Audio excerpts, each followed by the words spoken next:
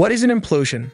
Implosion is a process of destruction by collapsing inwards of the object itself. Where explosion expands, implosion contracts. In the case of the Titan submersible, the implosion was caused due to very high hydrostatic pressure of the surrounding water, which happened within a fraction of a millisecond, as shown in the animation. At the depth the Titanic rests, there is around 5,600 pounds per square inch of pressure.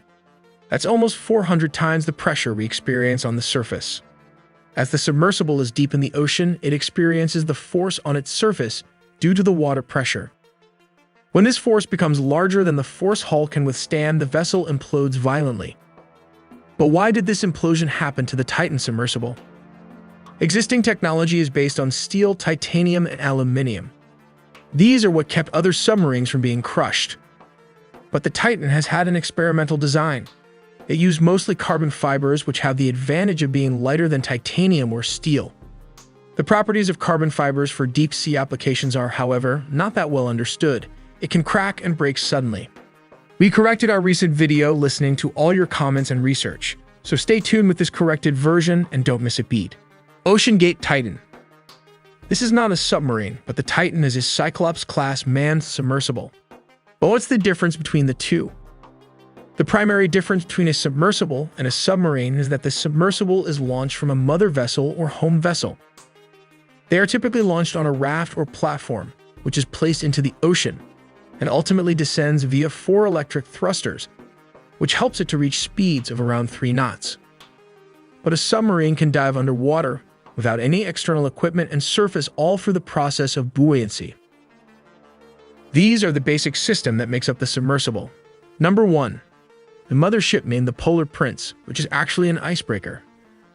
Number 2. The ramp that transports the vessel up to a certain department. Number 3. The OceanGate Titan itself. Let's look at its specification. The vessel has a length of 22 feet 6.7 meters, which is pretty small considering it can go to great depths, while it has a breadth of around 9.2 feet or 2.8 meters. And it has a height of 8.3 feet or 2.5 meters. Comparing this to an average human will help us visualize how small it is.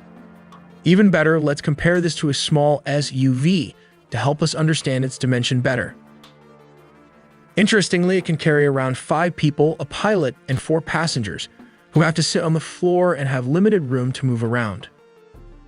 Imagine sitting like this for 8 hours. If someone asks the question, what if nature calls? Yes, there's a toilet on the submersible, but it is only separated from the rest of the capsule by a privacy curtain located at the front of the submarine.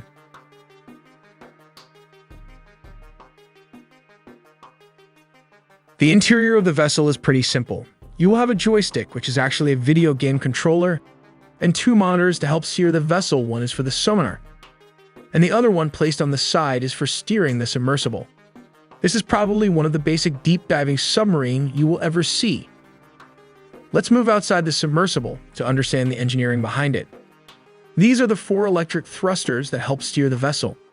2 inner space thrusters are placed in a horizontal position as shown here, and 2 more are located on both sides of the vessel are placed in a vertical position. At the back is the electronics equipment and most probably contains oxygen and navigation system. It is an unmanned part of the vessel that also has the ability to even recycle some of the carbon dioxides and pump back the regenerated 50% oxygen into the cabin. This is one of the main reasons the submersible vessel has a 96-hour oxygen as claimed by the company. Interestingly, this is the entrance made up of titanium and opens up just like this. This is the camera of the vessel, which can be viewed from one of the 2 monitors. At the front are 4 lights required for deep-sea diving. With all this equipment, the submersible can go up to depths of 4,000 meters or 13,000 feet at a speed of 3 or 4 knots. Now that we have established the basic functions, let's take a look at how this works. Step number 1. Mothership, which is the Polar Prince, anchors at a particular spot where the Titanic shipwreck is located. Step number 2. The ramp slowly disembarks from the mothership along with the Titan submersible. Step number 3. It will slowly descend to a certain depth. Step number 4. The small Titan submersible will disengage from the assigned platform. Step number 5. Titan will slowly descend at a low speed of 3 or 4 knots. Step number 6. The pilot will use the joysticks to pilot the vessel. This is how it works. Moving the joystick controller just like this will propel the vessel forward. Tilting the controller back will reverse the vessel with the help of the electric thrusters. If the pilot wants to turn left or right, he will just have to twist the controller and the effects will be as shown in the animations.